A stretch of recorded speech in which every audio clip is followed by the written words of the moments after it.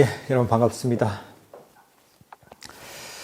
다들 일주일 잘 보내셨습니까? 날씨가 조금 쌀쌀합니다. 그죠? 그래도 선호는 해가 잘 들어 따뜻하죠. 그죠? 예, 이렇게 오늘도 부처님의 가르침을 이 마찌마 니까야를 가지고 한번 공부를 해보겠습니다. 오늘 공부할 그 경전은 마찌마 니까야 19번째 경전 두 가지 사유의 경입니다.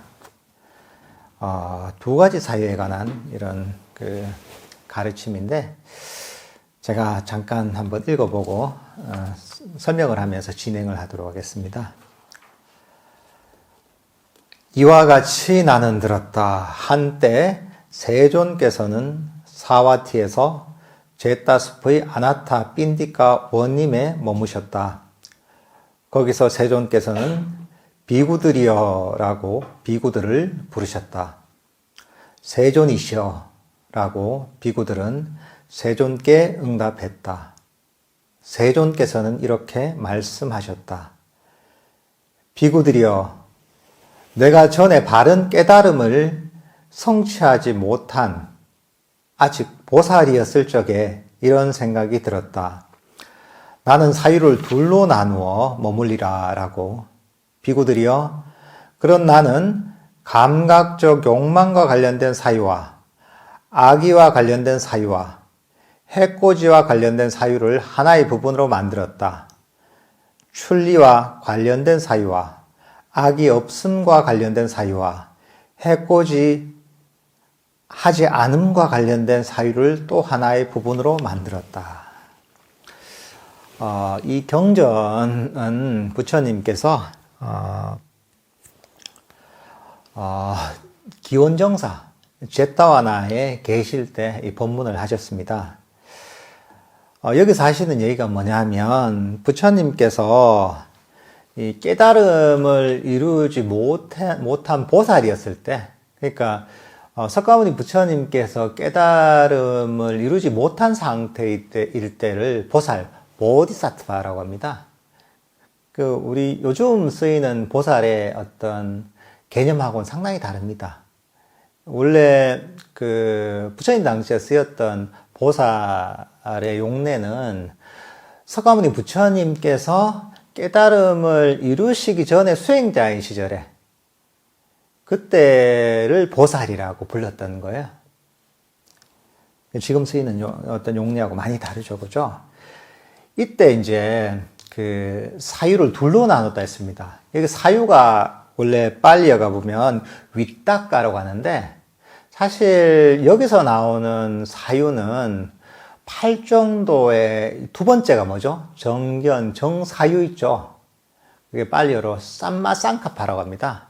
삼마가 바른 뜻이고 쌍카파가 사유다. 바른 사유, 바른 사유라고 하잖아요. 그죠? 그게 사실 바른 사유에 관한 부분하고 일치합니다. 내용이. 근데 이제 둘로 나누는데 어떤 것이냐? 하나는 삿된 사유, 근데 삿된 마음가짐을 얘기하고, 하나는 팔정도의 두 번째에 해당하는 바른 사유, 바른 마음가짐 또는 바른 의도라고 할 수가 있습니다.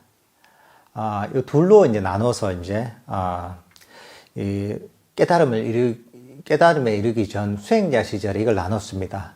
그럼 이제 삿된 사유가 무엇이냐?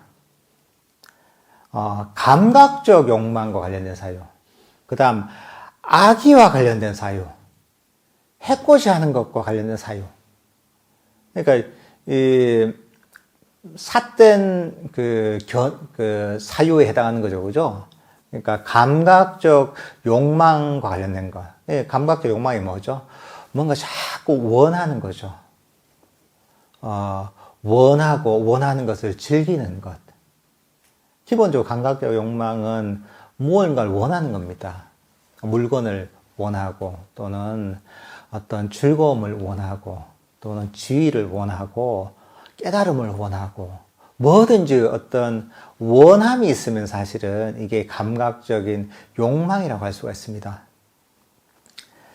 이게 감각적 욕망과 관련된 사유. 그 다음에 악의와 관련된 사유. 악의라는 게 그런 거죠. 뭐 남들한테 썽을 낸다거나, 자기 자신한테 썽을 낸다거나, 자기 자신에게 불만족을 가진다거나, 어떤 대상에 대해서 싫어하는 마음을 낸다거나, 뭐 여러 가지 추위가 있다면 추위를 싫어하는 마음을 낸다거나, 뭐 이런 것들이 보면 다 악의와 관련된 사유입니다. 악의, 불만족, 뭐 같은 얘기입니다. 그 다음 세 번째 그 잘못된 사유가 무엇이냐, 삿된 사유가 무엇이냐, 해코지 하는 어떤 마음의 사유입니다. 그러니까, 이 남들에 대해서 어떤 해를 가하려고 하는 것. 그러니까 이제 해치려고 하는 것. 남들한테 손해를 주려고 하는 것. 이런 것들 보면, 해코지하는 사유입니다. 일단 요걸 이제 마음의 속성을 살펴보는 거죠. 마음에서 이런 속성을 한번 갈라보고, 또 그 반대되는, 그러니까 감각적 욕망에 반대되는 것이 출리에 관한 사유입니다. 출리가 뭐냐면, 감각적 욕망을 버리는 겁니다. 놓아버리는 겁니다. 욕심을 버리는 거죠. 움켜쥐던 걸 놔버리는 거죠. 이게 출리에 관한 사유고, 두 번째가 악이 없음에 관한 사유입니다. 악이 없음이 그런 거죠. 악의가 불만족과 싫어하는 마음이, 악이 없으면 어떤 그 친절한 마음, 자애심을 가지는 것. 그러니까, 자기 자신을 포함한 다른 존재의 행복을 바라는 것. 뭐 이런 것들입니다. 다른 존재에게 친절한 것. 자기 자신에게 친절한 것. 이런 것들이 보면 악이 없음에 관한 사유고, 해코지 하지 않음에 관한 사유. 이런 것들은 뭐냐면 우리가 연민심하고 가까운 겁니다. 어떤 좀 불쌍한 사람이 좀 도와주려고 하고, 따뜻한 마음을 내게 되고, 저 사람이, 좀 잘 됐으면 좋겠다는 마음을 가지고, 고통에서 벗어나길 바라는, 뭐 이런 것들이 보면, 잔인함, 그러니까 해코지 하지 않음에 관한 사유입니다. 그러니까, 하나는 불선법에 해당하죠, 그죠? 감각적 욕망, 악의, 또는 잔인함, 또는 해코지 하는 그런, 사유. 하나는 그 반대에 해당하는 놓아버리고, 또는 자비심과 연민심을 가지고, 부드럽고 친절한 마음을 가지는 것. 이게 보면 또 그 선법에 해당하죠, 그죠? 이 두 가지를 가지고 내 마음의 속성을 나누는 거죠, 이게. 그래서 이걸 가지고 이제 한번 그 뒤에 이제 관련된 내용이 나옵니다. 비구디여, 그런 내가 이와 같이 방일하지 않고 열심히 스스로 독려하며 머물 때 감각적 욕망과 관련된 사유가 일어났다. 그런 나는 이와 같이 꿰뚫어 알았다. 내게 이 감각적 욕망과 관련된 사유가 일어났다.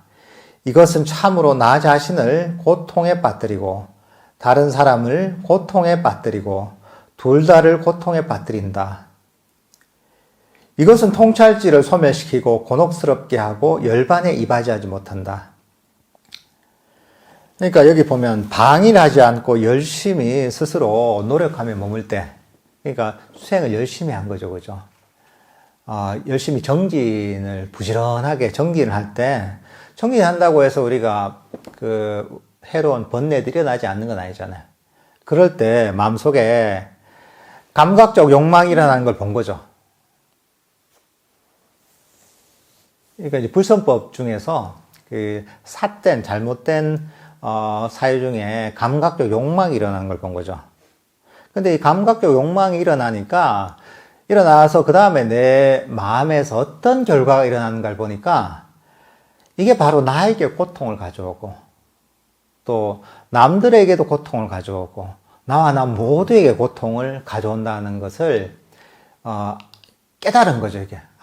이게 어떤 원인과 결과 관계를 보니까 감각적 욕망, 욕심을 일으켰을 때, 뭔가 움켜쥘 때, 내가 원하는 마음을 일으켰을 때, 그게 뭐가 됐든, 물질이 됐든, 정신이 됐든, 지위가 됐든, 그런 원하는 마음을 일으켰을 때, 이 원함을 일으켰을 때 그 결과는 뭐냐? 잘 관찰해 보니까 결국은 나에게 이게 고통을 가져오고, 남에게도 고통을 가져오고, 그리고 나와 남 모두에게 고통을 가져오고, 또 그 다음에 이런 어떤 욕망, 감각적 욕망이 일어났을 때, 고통과 더해서 지혜, 통찰지가 사라지는 것.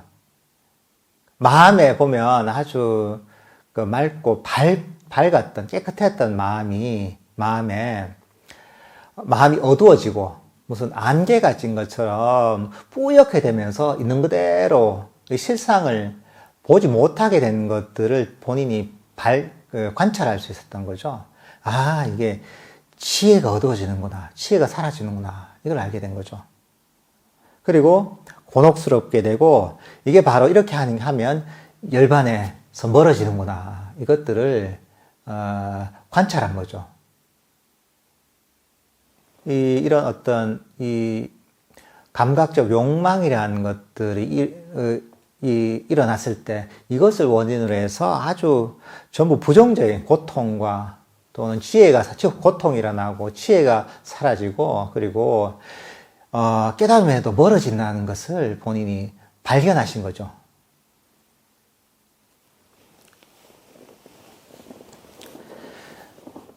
그 다음에 어떻게 했냐면, 비구들이요, 이것은 참으로 나 자신을 고통에 빠뜨린다라고 숙고했을 때 그것은 사라졌다.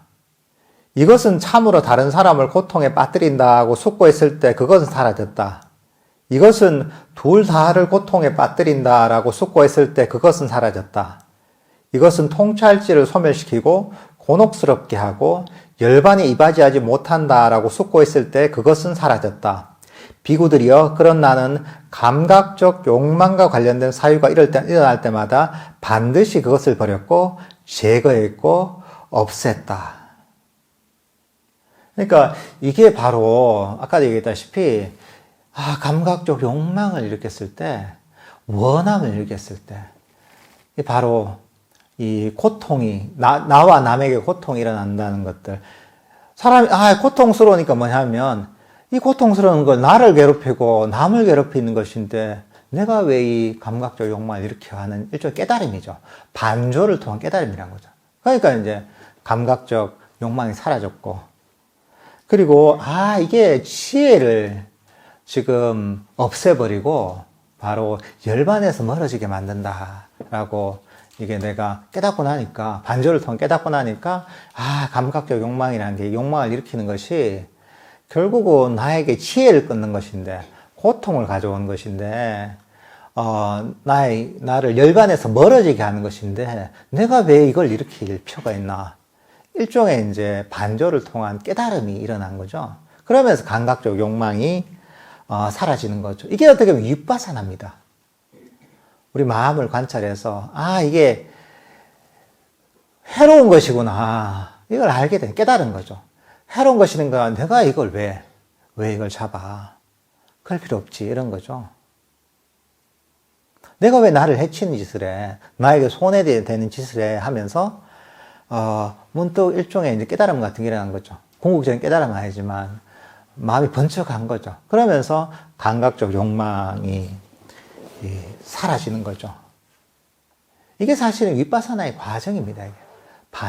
법에 대한 반조를 통해서, 이런, 오염원, 또 불선법을 버리는 것이죠, 이게.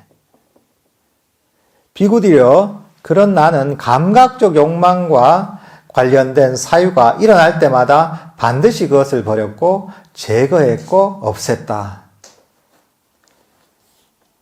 그 중요한 건 뭐냐 하면, 이게 감각적 욕망과 관련된 사유가 일어날 때마다 그것을 반조를 통해서 이게 해로운 것이구나 알고서, 그러면서 이걸 버렸다는 거죠. 그러니까 한 번만 하면 되는 게 아니죠. 여러분들 욕망이 일어나잖아요. 한 번 버리고 나서 안 일어나던가요? 계속 반복해서 일어나잖아요. 그죠? 이건 일종의 습관이, 정신적 습관이거든요. 몸의 습관도 사실은 우리 몸에 일어나는 습관도 바꾸려면 반복적인 노력이 필요하잖아요. 매일 아침 7시에 일어나는 사람이 그 습관이 배어 있단 말이죠. 내가 이제 새벽에 내가 명상을 해야지 하고 내가 매일 4시에 일어나려고 한다. 그 처음부터 쉽게 되나요? 일어나도 되게 힘듭니다. 눈도 안 떠지고 눈을 떠도 졸리고 한단 말이죠. 근데 매일매일 반복적으로 새벽 4시에 일어나려고 노력을 하잖아요. 그러면 시간이 지나 보면 그게 새벽 4시에 일어나는 것이 습관이 된단 말이죠. 그게 완전히 내 몸에, 내 마음에 배인단 말이죠. 그러니까 반복적인 노력이 중요한 거죠.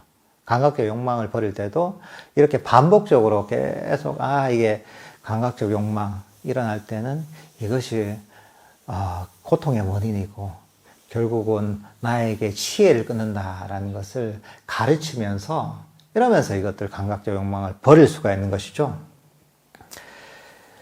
사실 우리의 감각적 욕망이라는 것이 보면 석가모니 부처님께서도 깨달음을 이루기 전에는 이걸 갖고 계셨던 거죠. 그러니까 우리가 석가모니 부처님은 태어날 때부터 너무 위대한 분이라서 이런 번뇌가 없을 것 같잖아요. 보통 분하고 사실 다르죠.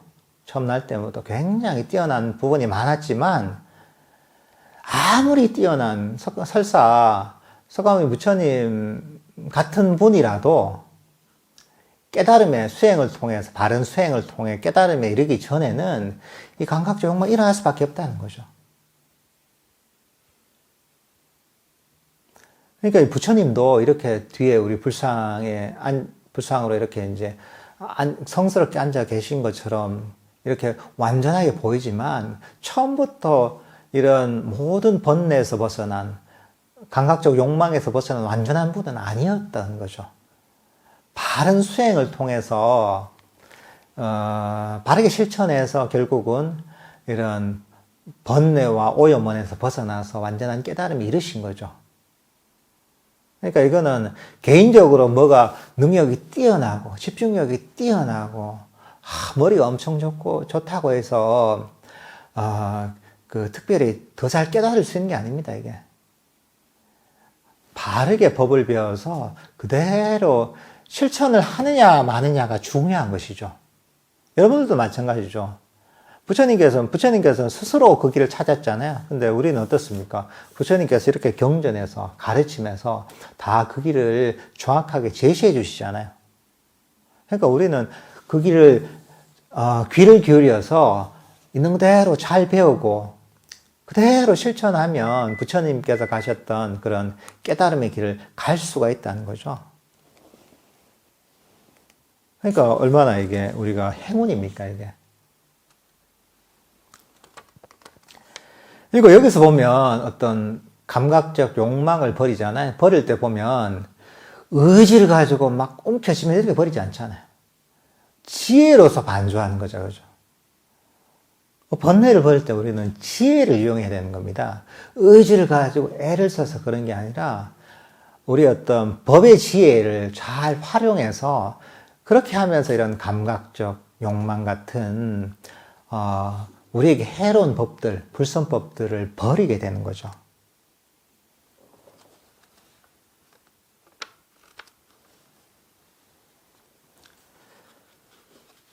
그 다음에 또 비슷합니다. 똑같은 방법으로 악의와 관련된 사유, 해코지와 관련된 사유, 이런 것들도 보면 악의와 관련된 사유, 해코지와 관련된 사유도 이것이 바로 나에게 고통을 일으키고 남에게 고통을 일으키고 나와 남에게 고통을 일으키고 또 지혜를 끊어버리고 열반해서 멀어지게 만든다는 것, 이런 것들을 보면서 이것들은 결과적으로 나에게 도움될 게 하나도 없구나, 도움될 게 하나도 없는데 왜 내가 이런 마음을 일으키냐 하고서 이 마음을 버리게 되는 거죠.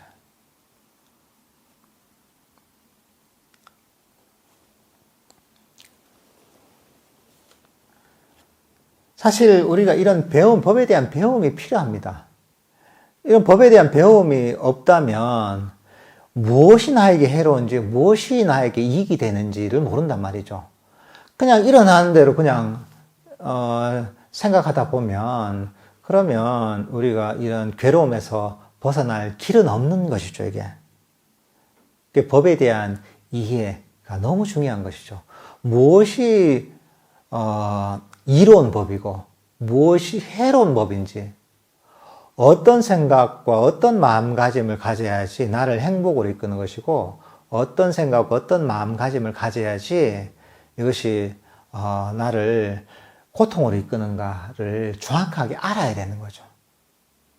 그걸 모르고서는 우리가 괴로움에서 벗어나서 궁극적인 행복에 이를 방법이 없는 거죠, 이게.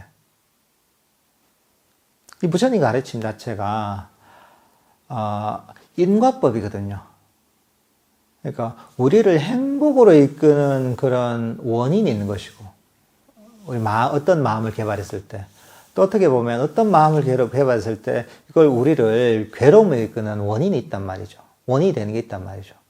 행복으로 이끄는 것이 바로 이런 그 놓아버림, 출리의 어떤 생각, 그 다음 자애심을 가지는 것, 친절한 마음을 가지는 것, 연민심을 가지는 것, 아주 부드러운 어떤 사유나 마음가짐을 가지는 것, 이것이 바로 우리를 행복으로 이끄는 거죠. 그 반대가 바로 우리를 괴로움으로 이끄는 것이죠. 그러니까 내가 아무리 원해도 강박적 욕망을 일으키고 악의를 일으키고 또는 잔인한 마음, 해코지 않은 그런 마음을, 생각을 일으키면 그거는 아무리 내가 행복해지고 싶어도 행복해질 수가 없는 거죠. 그러니까 부처님의 가르침을 잘 이해해야 되는 거죠. 이해해서 그대로 실천하는 것이 너무 중요합니다. 그러니까 사실은 자신의 어떤 습관을 버려야 됩니다.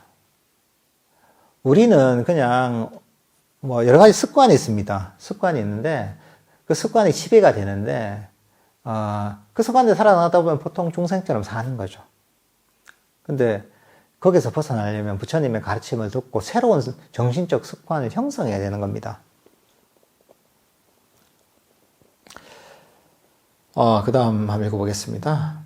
비구들이여, 비구가 어떤 것에 대해 사유를 거듭해서 일으키고 고찰을 거듭하다 보면 그대로 마음의 성향이 된다. 비구들이여, 만일 비구가 감각적 욕망과 관련된 사유를 거듭해서 일으키고 고찰을 거듭하다 보면 출리와 관련된, 놓아버림과 관련된 사유가 없어져 버리고 감각적 욕망과 관련된 사유를 거듭하여 그의 마음은 감각적 욕망과 관련된 사유로 기울어진다. 악의와 관련된 사유를 거듭해서 일으키고 고찰을 거듭하다 보면 악의 없음과 관련된 사유가 없어져 버리고 악의와 관련된 사유를 거듭하여 그의 마음은 악의와 관련된 사유로 기울어진다. 해코지와 관련된 사유를 거듭해서 일으키고 고찰을 거듭하다 보면 해코지 하지 않음과 관련된 사유가 없어져 버리고 해코지와 관련된 사유를 거듭하여 그의 마음은 해코지와 관련된 사유로 기울어진다. 그런 거죠.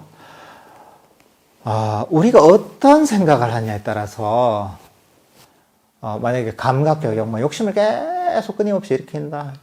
이것도 원하고 저것도 원하고 이 욕망도 즐기고 저 욕망도 즐기고 이러잖아요. 끊임없이 자꾸 원하잖아요. 특히 요즘 같은 사회가 더 그런 게 있죠. 끊임없이 욕망을 추구하는 사회죠. 그렇게 하다 보면 결국은 그 반대되는 놓아버림에 또는 출리에 움켜쥐는 것들 내려놓음에 그런 어떤 사유가 없어지는 거죠. 그러니까 우리는 물들게 돼 있거든요. 그런 욕망에만 계속 물이 드는 거죠. 점점. 악의를 가지는 것, 불만족을 가지는 것, 썽을 내는 마음을 자꾸 일으키잖아요. 그러다 보면 자꾸 불만족만 일어나고 싫어하는 마음이 일어나고 썽만 자꾸 일어나게 되는 거죠. 그 반대 자애심은 사라져 버리는 거죠. 친절한 어떤 생각은 사라져 버리는 거죠.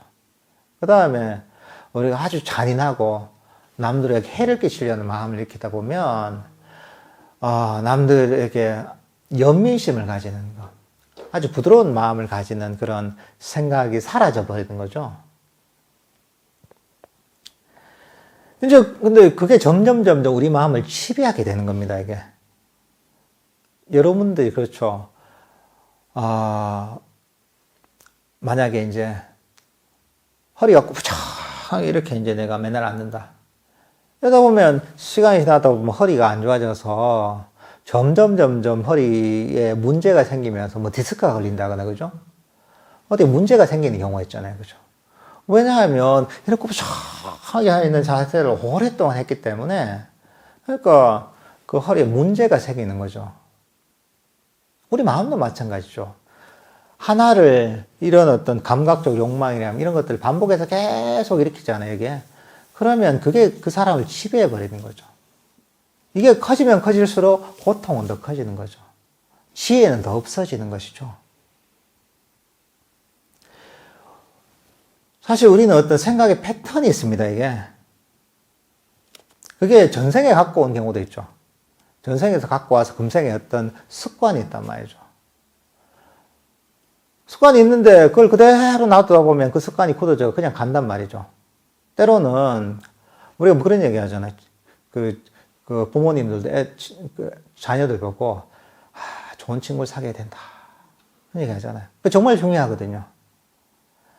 옆에서 아주 모범적이고 착하고 공부도 열심히 하고 이런 친구하고 사귀다 보면 자기도 대체로 보면 거기에 그런 물이 들어가지고 그 친구하고 비슷하게 변하거든요. 근데 그게 아니라 이제 친구를 잘못 사귀어서 어디 막 좀 비행을 하고 사고를 치고 그런 데 올리다 보면 자기도 모르게 그런 걸 보고 듣고 하다 보면 그런 데 영향을 받게 돼 있거든요. 그러면서 많은 문제가 생기는 경우가 제법 있죠. 우리는 물이 듭니다, 이게. 욕심 있는 물에 꽉 끼다 보면 하긴 나도 거기에 물이 듭니다, 이게. 욕심을 버리는 물에 끼다 보면 자꾸 나도 나도 욕심내면 안 되지 하고서 자기를 좀 제대로 보면서 그런 욕심을 버리게 됩니다, 이게. 여러분들이 이렇게 선언에 나가고 또는 뭐 경전을 읽고 법문을 듣고 이러다 보니까 어떻습니까? 듣는 얘기가 맨날 수행을 하고 명상을 하고 욕심을 버리고 하는 다 뭐랄까 이제 우리가 행복에 이르는 그런 가르침을 맨날 듣잖아요. 그러니까 거기에 영향을 받아서 그런 방향으로 여러분의 물이 드는 겁니다. 근데 그게 아니라 막 온갖 그 잡다한 얘기를 하고 다 이제 욕심을 서로 경쟁을 하듯이 막 이런 집단에 가게 되면 그 얘기를 듣고 보다 보면 나도 그렇게 영향을 받게 됐습니다. 주의 영향을 받기도 하고 또는 내 자신이 내 자신을 컨트롤하지 못하면 그걸 자꾸 일으키게 되는 거죠. 그러니까 이제 지금 이 순간에 일으키는 마음이 너무 중요한 거죠. 지금 이 순간에, 지금 이 생에 일으키는 어떤 생각, 이 무엇이냐에 따라서 이 금생의 결과를 그 다음 생도 결정이 되는 거죠. 근데 그 다음 생까지는 하지 않더라. 지금 이 생에도 그렇죠. 내가 끊임없이 감각적 욕망을 일으키고 썩냄을 일으키고 막 이러잖아요. 그러다 보면 그게 나의 정신세계를 지배하게 되는 거죠. 그런 사람이 돼버리는 거예요. 보통 우리 스스로가 생각하는 정체성이 있습니다. 나는 어떤 사람이야? 나는 착한 사람이야. 나는 욕심이 없는 사람이야. 나는 수행자잖아요. 근데 그거는 내가 내 자신을 어떤 사람이냐라고 규정하고 생각하는 거에서 규정하고 생각하는 것이 내 자신이 아닙니다.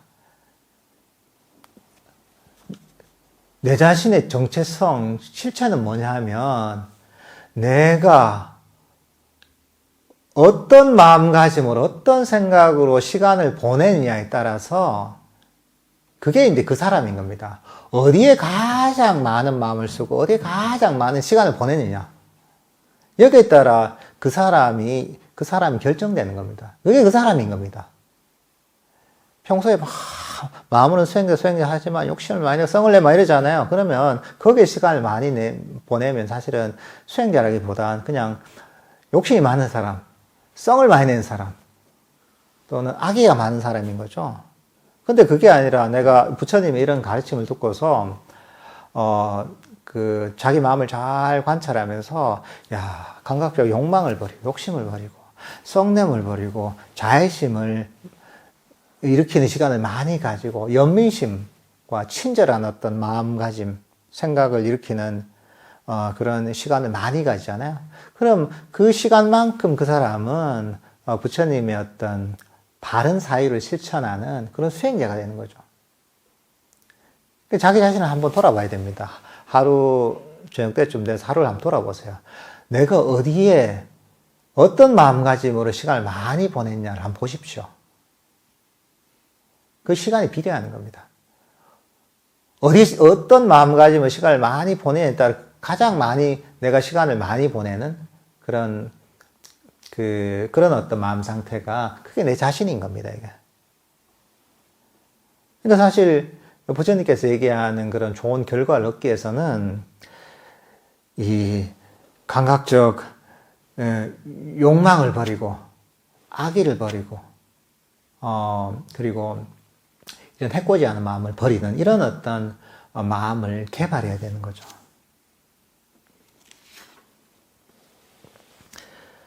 그 다음 비유가 납니다. 비구들이여 예를 들면 우기철의 마지막 달인 가을에 곡식이 여물어 풍성해지면 소치는 사람이 소떼를 보호하는 것 같다. 그는 소떼를 여기저기서 회초리로 때리고 제지하고 묶고 잘 단속해야 한다.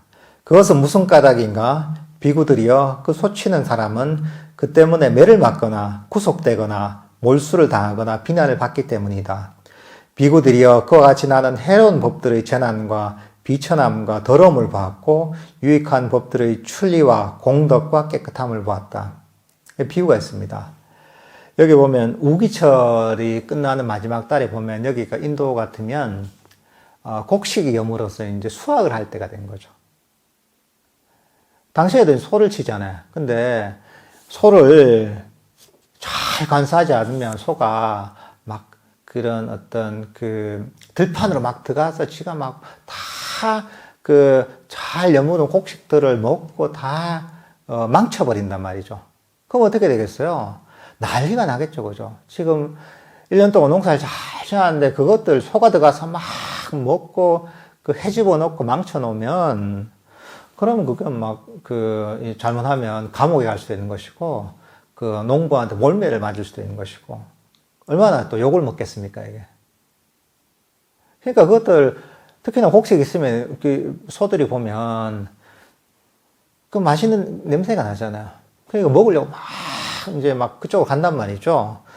그러려면 소를 잘 단속을 해야 되는 거죠. 때로는 채찍으로 때리기도 하고, 또는, 어디에 묶어 놓기도 하면서, 남들의 어떤 농사 지은 것들을 망치지 않도록 이렇게 굉장히 노력을 해야 된다는 거죠. 실제로 저도 아주 어릴 때 보면 저는 소를 먹이러 가지 않았는데 저희 누나들은 보면 갔거든요. 소미기로 간다 그랬어요. 그래서 이제 소를 한 마리 끌고 이제 저 꼴짝에 풀이 많은 데로 가는 거예요. 하다 보면 이제 가끔 사고가 생겨요. 하다가 그냥 좀 학생이잖아요. 누나들도 학생이니까 어디 그냥 풀밭에 풀어놓고 노는 거예요. 그 풀밭에서. 그러다 보면 소가 막 도망가. 어떨 때로는 뭐 나무 논에 들어가가지고 막 망쳐놓기도 하고 밭에 작물을 망쳐놓고 이러면 난리가 나는 거예요. 잘 그럴 때는 그런 논밭이 없는 곳에 이제 깊은데 이제 소를 풀어놓는다거나 안 그러면 논밭이 있으면 잘 보고 있어야 되는 거죠. 그래야지 소가 남의 농사 지은 작물을 망치지 않는 거죠. 근데 이때는 긴장을 하고 있어야 되는 거죠. 주위에 곡식이 다 여물고 작물이 잘 성장을 해서 수확이 얼마 남지 않았을 때는 그럴 때 소를 몰고 갈 때는 엄청 정신을 차려야 되는 거죠. 소가 옆으로 이제 한눈 파지 못하게 이렇게 해야 되는 거죠. 그러니까 이런 감각적 욕망이 일어났을 때 또는 악의가 일어났을 때 또는 마음에 어떤 해코지 않은 잔인한 어떤 생각이 일어났을 때는 그럴 때는 우리가 이제 안테나를 딱 세워놔야 되는 거죠. 얘가 어떻게 되지 않을까? 위험한 상태잖아요. 위험한 상태이기 때문에 즉시 얘가 일어나서 이거 버리려고 노력해야 되는 거죠. 그 긴장을 하면서 즉시 버리려고 다 여기에서 놓치지 않도록 하고 있어야 되는 거죠. 그리고 일어나면 즉시 이거 버리려고, 그렇게 이제 정리를 해야 되는 거죠.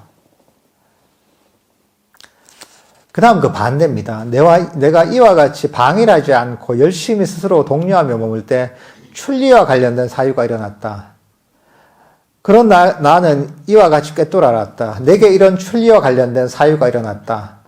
이것은 참으로 나 자신을 고통에 빠뜨리지 않고 다른 사람을 고통에 빠뜨리지 않고 둘 다를 고통에 빠뜨리지 않는다. 이것은 통찰지를 정장시키고 곤혹스럽지 않게 하고 열반에 임하지 않는다.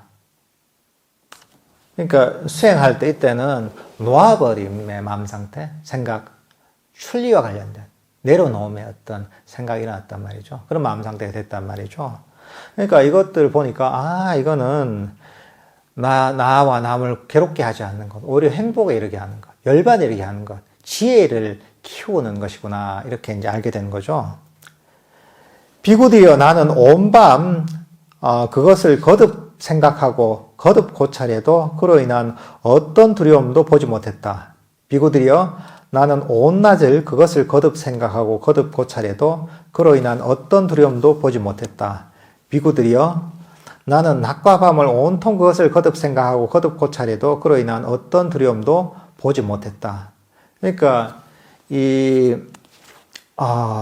놓아버림, 출리, 내려놓음의 어떤 생각, 마음가짐, 어떤 태도는 아무리 생각하고 밤낮으로 생각해봐도 이건 해로운 게 전혀 없다는 걸 알게 된 거죠. 이거는 그 결과, 그 인과를 보니까 그 결과가 결국은 나를 자유롭게 만들고 행복하게 만들고 고통에서 벗어나게 만드는 거구나. 여기에 의심의 여지가 없다는 거죠. 근데 이게 그냥 되는 건 아니죠. 배움을 통해, 사유를 통해 처음엔 이루어지죠. 부처님 가르침을 듣고, 감각적 욕망, 악의와 해코지함, 이걸 일으키면 괴로움 일어난다. 지혜가 없어진다. 그 반대인, 놓아버림, 내려놓는 어떤 생각과 자비와 연민의 마음, 부드럽고 친절한 어떤 마음을 일으키니까, 그런 생각을 일으키니까, 이게 바로 괴로움에서 벗어나 나를 행복하게 이끄는구나. 지혜를 오히려 일으키는구나. 처음엔 듣고 이해하는 거잖아요. 그죠? 그 다음 이 시를 따져보는 거예요. 따져보면, 그렇구나. 그리고 이것들을 적용해보는 거예요, 이게. 적용해보면서, 정말 실제로 적용해보니까 내가 나에게 부처님 말씀이 정말 맞구나. 검증이 가능하단 말이죠. 근데 이것들이 내 마음을 점점 지혜로 개발하고 계속 반복해서 하다 보면 이해가 점점 깊어지는 거죠. 한 번에 이게 되는 게 아니죠. 반복적으로 계속 하다 보면 이런 그 부처님의 가르침을 체득하게 되는 거죠. 검증하게 되는 거죠. 그러면서 정말 완전하게 이해하게 되는 거죠, 이게.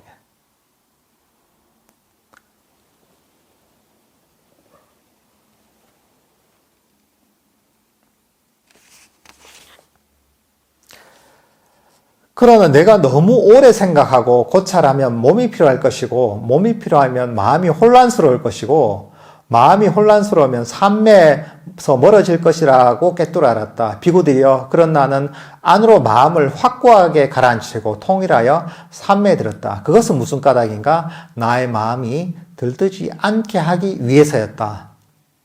근데 이게 또 한 가지 뭐냐면, 너무 오래 생각하고 너무 오래 생각하다 보니 여기에 대해서 피로하고 몸이 피로해지고 몸이 피로해지면 마음이 혼란스러워지고 마음이 혼란스러워지면 삶에서 멀어진다는 걸 깨달았다는 거죠. 그러니까 이게 사실은 위파사나의 하나의 이제 그런 위파사나를 하는 데서 굉장히 중요한 부분입니다. 많은 경우에 우리가 위파사나다 하잖아요. 위파사나다 하면 반조를 통해 놓아버리는 것이거든요. 이게 해로운 것이구나. 감각적 욕망이 해로운 것이고, 악의가 해로운 것이고, 또 해코지 않는 마음이 해로운 것이구나. 또 그 반대는 오히려 나에게 놓아버림과 또는 자비와 연민과 친절함과 또는 부드러움은 이게 바로 나에게 행복을 가져오는 것, 지혜를 일으킨다. 근데 이렇게 해서 중요한 건 뭐냐 하면 결과적으로 이런 감각적 욕망과 악의가 없어져야 돼요. 근데 계속 우리는 이게 실제로 반조를 통해서 없어지는 게 아니라 생각만 계속 하는 경우가 있단 말이죠. 그러니까 이론적으로 안다고 해서 사실은 지혜가 생기는 게 아니거든요. 이론적으로 알 필요가 있죠. 그 중요한 거는 알아서 문제가 해결돼야 되는 거예요. 문제가 사라져야 그게 지혜인 거예요, 이게. 감각적 욕망이 없어져야 되는 거예요. 악의가 없어져야 되는 거예요.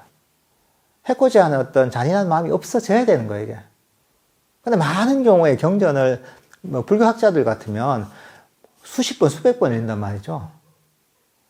잘 알죠. 근데 그거하고 내 마음에 이런 장애나 번뇌가 없어지는 거하고 완전히 다른 문제거든요. 왜냐하면 생각만 해가지고 사유만 해서, 그러니까 여기 나와 있잖아요. 몸만 피곤하고 머리도 아프고 삶에도 멀어지고 이렇게 되는 거죠. 사실 그렇기 위해서는 삶의 바탕이 있어야 되는 거예요. 삶의 바탕이 없으면 제대로 된 지혜가 폭발할 수가 없습니다. 일단 마음에 에너지가 있어야 되는 거예요. 마음 챙김이 있어야 되는 거예요. 그러니까 이런 삼매라는 것은 뭐냐면 일종의 화약과 같은 겁니다. 지혜가 어떤 폭발이라면 삼매는 화약 같은 겁니다. 화약이 많으면 많을수록 그 폭발은 어떻습니까? 폭발은 크죠, 그죠? 화약이 적으면 어떻게 해요? 폭발이 약하죠. 화약이 없으면 폭발이고 불꽃도 안 틉니다, 이게. 그죠? 마찬가지죠. 삼매의 바탕이 있어야 되는 거예요.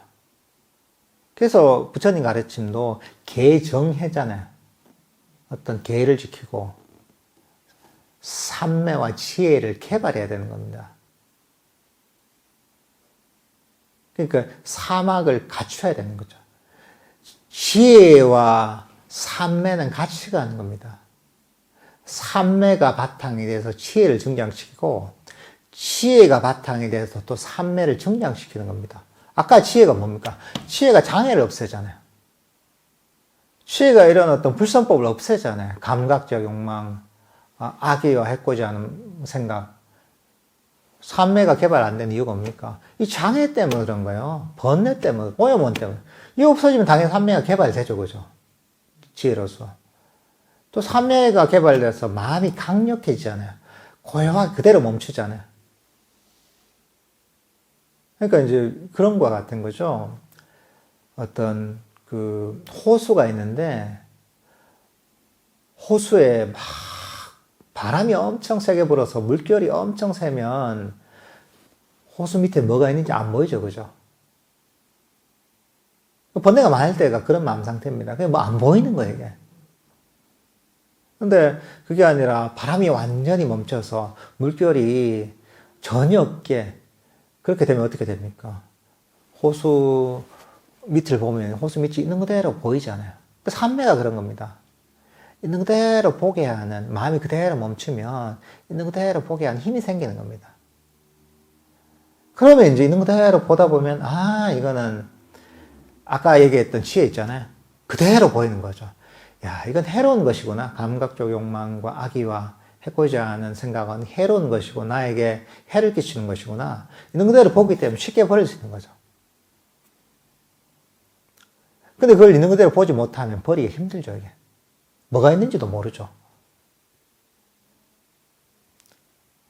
그러니까 이제 이 삼매와 지혜, 사마타와 이빠사나는 함께 가는 겁니다, 이게. 이게 하나만 개발할 수가 없는 겁니다, 이게. 비구들이여, 그런 내가 이와 같이 방일하지 않고 열심히 독려하며 머물 때 악이 없음과 관련된 사유가 일어났다. 그 다음에 해코지 하지 않음과 관련된 사유가 일어났다. 똑같은 겁니다, 이게. 이것도 마찬가지로 이것도 그냥 계속 사유만 하고 생각만 하다 보면 몸만 피곤하고 마음도 혼란해지고 그렇다고 이런 어떤 이 불선한 장애들이 사라지지도 않고 그러니까 사실은 그럴 때는 삼매를 개발해야 되는 거죠. 삼매를 개발하지 않으면 마음이 그냥 들뜨게 되는 거죠.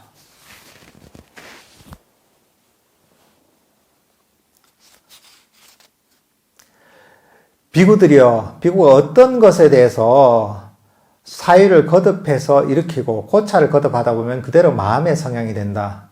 비구들이여, 만일 비구가 출리와 관련된 사유를 거듭해서 일으키고 고찰을 거듭하다 보면 감각적 욕망과 관련된 사유가 없어져 버리고 출리와 관련된 사유를 하면 그의 마음은 출리와 관련된 사유로 기울어진다.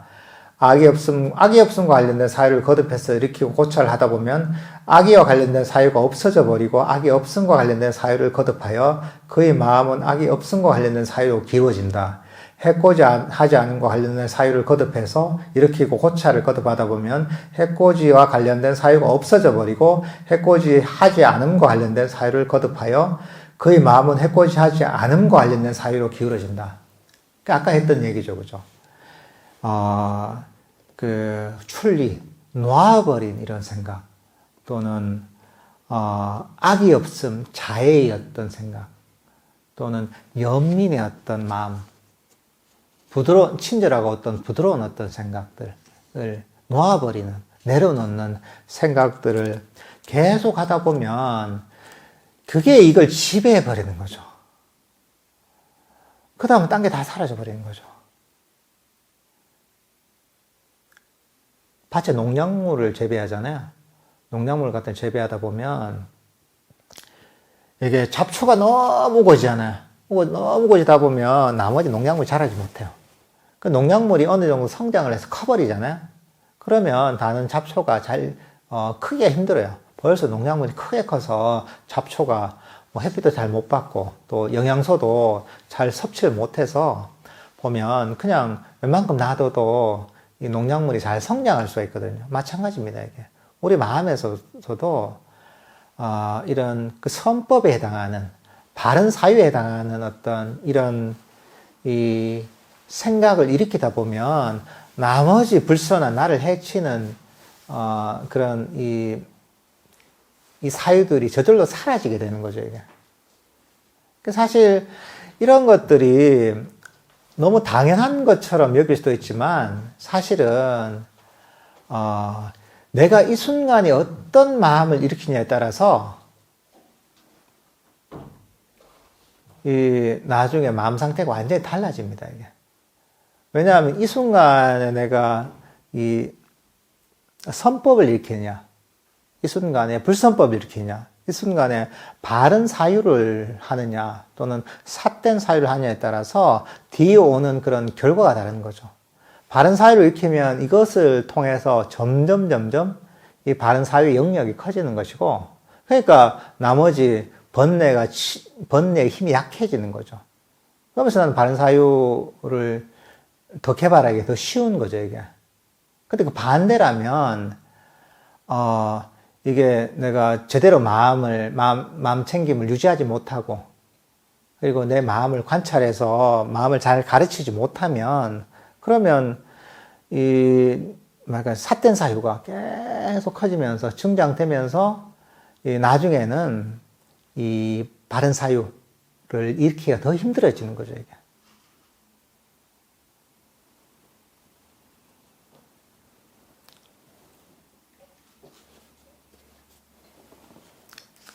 비구들이여, 예를 들면 더운 여름의 마지막 달에 모든 곡식들을 말 안으로 다 걷어들였을 때 소치는 사람이 솥대를 보호한다고 하자. 그는 나무 아래로 가거나 노지에 가서 여기 솥대가 있구나라고 마음 챙김만 잘하면 된다. 비구들이여, 그와 같이 이런 마음의 현상들이 있구나라고 나는 마음 챙김만 하면 되었다. 그러니까 지금 여기는 뭐냐면 이제 논밭에 있는 곡식들을 다 걷어들였단 말이죠. 그러면 소를 풀어놔도 별로 주위에 해를 끼칠 만한 그런 뭐 작물들이 없잖아요. 그건 뭐냐 하면 소가 있고 여기 있구나 이렇게 있으면 되는 거죠. 그렇게 신경 쓸 필요가 없는 거죠. 마찬가지로 우리 마음에 선법이 났을 때 놓아버림의 마음, 어떤 생각 또는 자해의 생각, 영민의 생각, 그게 선법이죠. 선법이 일어났을 때는 더 이상 뭐 할 필요가 없는 거예요. 그대로 있기만 하면 되는 거예요. 더 할 필요가 없는 거예요. 우리 사실 호흡 명상을 할 때 똑같은 원리입니다. 호흡이란 명상 주제가 있잖아요. 알아차리잖아요. 그러면 그때 뭐 어떻게 하느냐? 아무것도 할 필요가 없어요. 그대로 있으면 되는 거예요. 선법이거든요, 이거는. 그대로 있는 거예요. 마음이 멈춰 있는 거예요, 이게. 아무것도 할 필요가 없는 거예요, 이게. 그냥 이때 편안하게 휴식하는 거죠. 그냥 알아차리기만 하면서 편안하게 이 자리에 있는 거죠. 근데 이 상태가 뭐 결국은 마음이 그대로 멈추는 거죠. 멈추면서 점점 좀 깊이 개발하는 거죠. 그러다가 뭐 이런 욕망이나 욕심이 났다. 번뇌가 났다. 이럴 때 이걸 쳐내면 되는 거죠. 그러면 버리고 그 다음 또 이 없으면 그대로 있는 겁니다. 그대로 이럴 때는 최대한 편하게 휴식하는 겁니다. 사실은 나중에는 명상을 통해서 불선법들이 많이 제거되고 마음이 고요하고 평화로워져서 일종의 선법의 상태에 오래 머물 때가 있단 말이죠. 이럴 땐 사실은 할 일이 없는 겁니다. 최대한 아무것도 하지 않는 것이 사실은 이때 명상에서 제일 중요한 겁니다. 이게. 그때부터는 오히려 이제 어떻게 하면 편안하게 마음을 쉬고서 휴식하느냐가 사실은 기쁜 수행을 이끌어내는 관건이거든요. 더욱 편안하게 깨어있죠. 알아차리죠. 그렇지만 최대한 편안하게 하는 거죠. 마찬가지인 거죠. 이게. 선법이 있는 상태에서. 비구들이여 내게는 불굴의 정진이 생겼고 마음 챙김이 확립되어 잊어버림이 없었고 몸이 경안하여 교란하지 않았고 마음이 집중되어 일념이 되었다.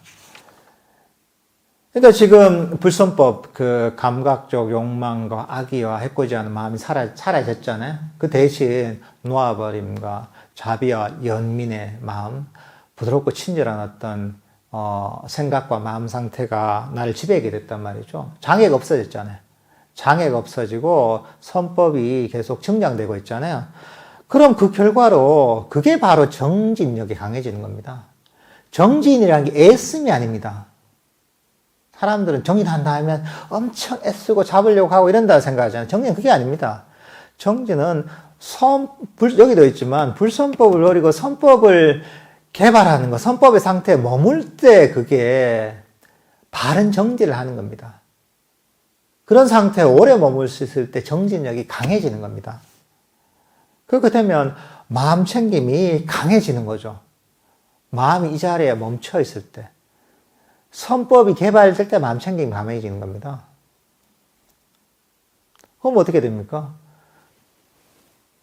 그럼 이제 그 마음 챙김이 강해지면 몸도 경안해지고 마음도 산매들게 되는 겁니다. 즐거움이 생기고 마음도 산매들게 되는 거죠. 산매되는 것 자체가 보면 내가 하나의 내 생각을 꽉 잡아서 이게 산매되는 게 아닙니다. 이게 해로운 법들을 버리고 선법에 머물 때 산매가 개발되는 겁니다.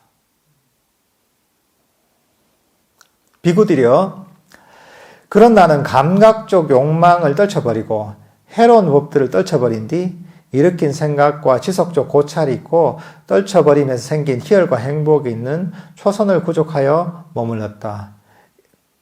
2선을 구족하여 머물렀다. 3선, 4선을 구족하여 머물렀다. 그러니까 지혜를 통해서 아까 봤죠 이게 불선법을 버리고 삿된 사유를 버리고 바른 사유를 개발했을 때 그럴 때 이제 이 지혜를 통해 삼매가 개발된 거죠. 초선, 2선, 3선, 4선이라는 선정이 개발된 거죠. 그리고 그 다음 선정이 개발됐을 때 마음이 집중되고, 선정이 개발되면 어떻게 되냐면, 마음이 집중되고, 청정하고, 깨끗하고, 흠이 없고, 오염원이 사라지고, 부드럽고, 활발하고, 안정되고, 흔들림 없는 상태에 이르렀을 때, 그러니까 이건 뭐냐면, 선정을 통해 해로운 법들이 모두 가라앉는 겁니다. 5가지 장애 탐진치가 일시적으로 완전히 가라앉은 상태입니다. 마음이 강력해지고 마음 챙김이 강해졌을 때 이때 보면 이런 강력한 마음 챙김을 어디로 향하냐에 따라서 첫 번째 개발한 게 뭐냐면 전생을 기억한 숭룡통을 개발하신 거죠. 부처님께서 전생을 아는 신통을 개발하시고, 그 다음은 중생들이 업에 따라서 이런저런 세계에 태어나는 것을 아는 것, 이게 천안통입니다. 그 다음 천안통이라는 신통을 개발하시고, 그 다음 이제 이 선정을 통해서 5가지 장애, 번뇌가 가라앉고 마음 챙김이 강력해진 상태에서 이것을 이제 번뇌의 소멸로 돌린 거죠. 그래서 이제 이거 누진통이라고 합니다. 번뇌가 소멸되는 것. 이렇게 해서 번뇌가 소멸된 거죠, 이게. 그러니까 이 선정의 바탕 하에서 이 강력해진 선정을 통해 생겨진 어떤 마음 챙김을 나중에는 번뇌 소멸로 돌려서 번뇌를 소멸시키고 시키신 거죠, 이제. 이걸 누진통이랍니다. 비구들여, 이것이 내가 삼경에 정득한 3번째 명지다. 마치 방일하지 않고 열심히 스스로 독려하며 머무는 자에게 무명이 제거되고 명지가 일어나고 어둠이 제거되고 광명이 일어나듯 내게도 무명이 제거되고 명지가 일어났고 어둠이 제거되고 광명이 일어났다. 그러니까 아까 지혜를 개발해서 선정을 개발하고, 선정을 개발해서 신통을 개발하고 탐진치를 완전히 소멸시키고 나서 그 다음 완전한 깨달음에 이르신 거죠, 이게. 무명이 사라지고 완전한 깨달음의 어떤 이 밝음이 생긴 거죠, 이게. 이거 부처님께서 깨달은 과정이죠, 이게. 비구들이여, 예를 들면 깊은 숲 속에 큰 호수가 있는데 그 부근에 큰 사슴의 무리가 산다고 하자.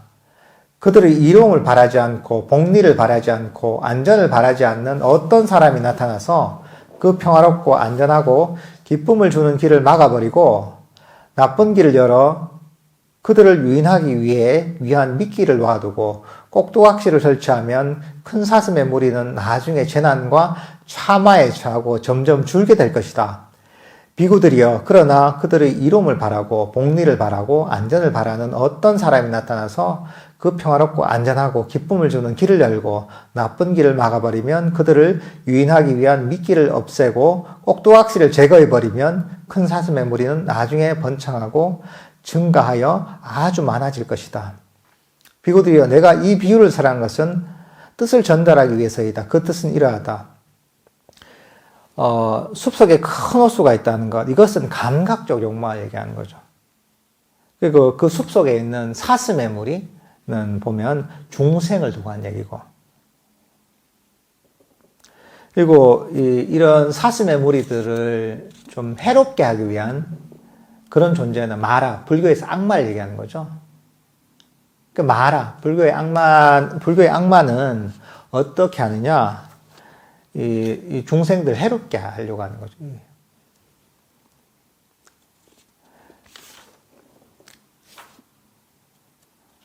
그리고 이제 마라가 나쁜 길로 인도한다고 했잖아요. 난 그 나쁜 길은 뭐냐면 팔종도의 반대입니다. 그릇된 견해, 그릇된 사유, 그릇된 말, 그릇된 행위, 그릇된 생계, 그릇된 정진, 그릇된 마음 챙김, 그릇된 삼매이다.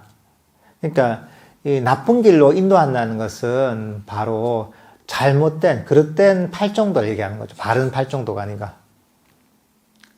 그리고 이 사슴들을 유인하기 위한 미끼는 바로 향락과 탐욕을 의미하고, 꼭두각시는 무명을 얘기하는 거죠.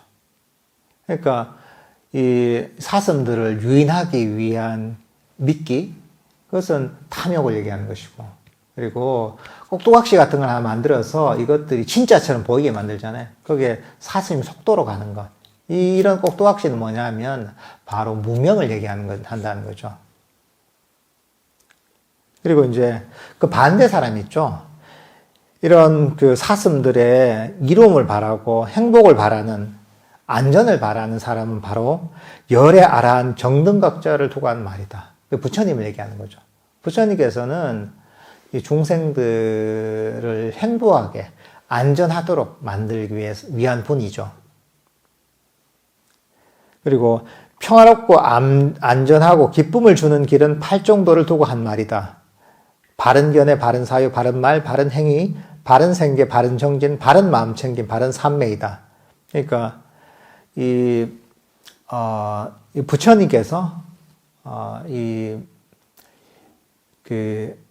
아까 얘기했는 이제 사슴들을 안전하고 기쁨을 주는 길로 안내한다는 것을 바로 팔정도를 얘기한다는 거죠. 부처님께서도 보면 팔정도를 통해 중생들을 행복하고 정말 복되고 안전한 길로 이끌기 위해서 가르침을 설하신다는 거죠.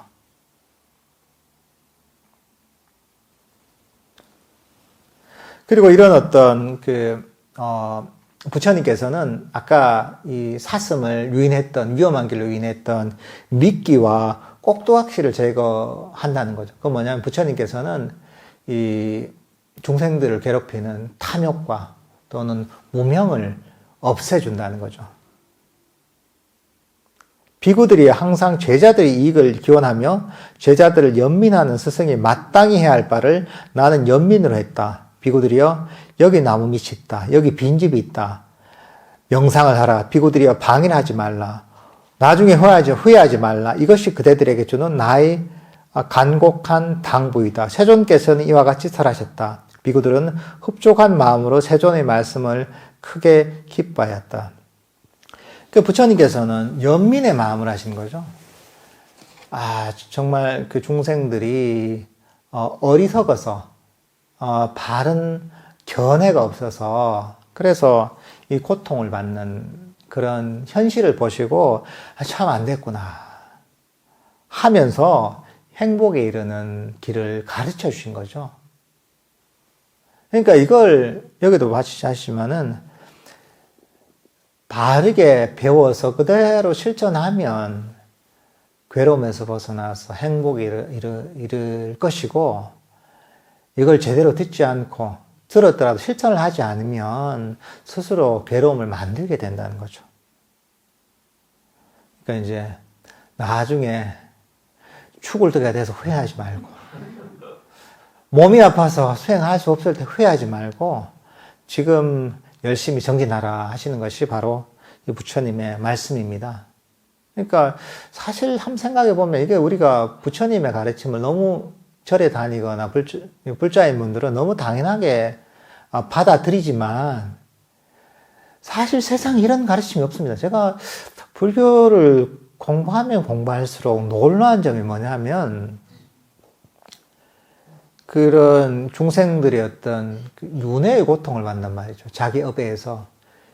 이런 윤회의 흐름을 거슬러 가서 궁극적으로 괴로움에서 벗어나서 행복에 이르는 길을 바르게 가르쳐 준 분은 세상에 부처님밖에 없거든요. 그리고 이건 스스로 알 수 없는 겁니다. 내가 열심히 노력한다. 내가 막 열심히 탐구한다고 해서 알 수 있는 길이 아닙니다, 이거는. 사람들 스스로를 되게 과신하는데 부처님 위대한 게 사실 이겁니다.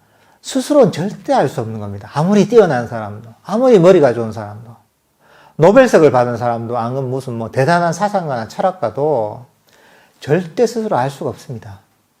왜냐하면 중생들은 아무리 자기가 똑똑해도 결국은 이 욕망의 세계에 사는 중생들은 윤회의 흐름을 그대로 거기에 떠내려갑니다, 이게. 자기 업에 따라서. 근데 부처님은 어떤 분이냐? 유일하게 윤회의 흐름을 거슬러 가신 분이에요. 그러니까 부처님의 거슬러 가셨기 때문에 이런 가르침을 설할 수 있는 거예요. 근데 이거는 그런 어떤 체득이 없고서는 그 길을 알 수가 없습니다. 세상 사람들은 한 번도 그걸 경험해 본 적이 없어요. 경험한 해본 적이 없기 때문에 절대로 이해할 수가 없는 겁니다. 그러니까 부처님 같은 분이 아니었으면 우리가 이런 그 궁극적으로 괴로움에서 벗어나는 그 깨달음에 이르는 길을 절대로 알 수가 없습니다. 그러니까 너무 위대한 분인 거예요. 세상에서 보면 이 부처님이 출연한 게 그래서 사실 대단한 겁니다. 이게. 부처님이 기도하면 다 들어주고 뭐 이래서 위대한 게 아닙니다. 이게. 복전이긴 하죠. 복을 주는 분이죠. 이 위대한 분에게 그러니까 공덕을 짓고 복을 지면 복이 되죠. 그렇지만 정말 위대한 점은 그 누구도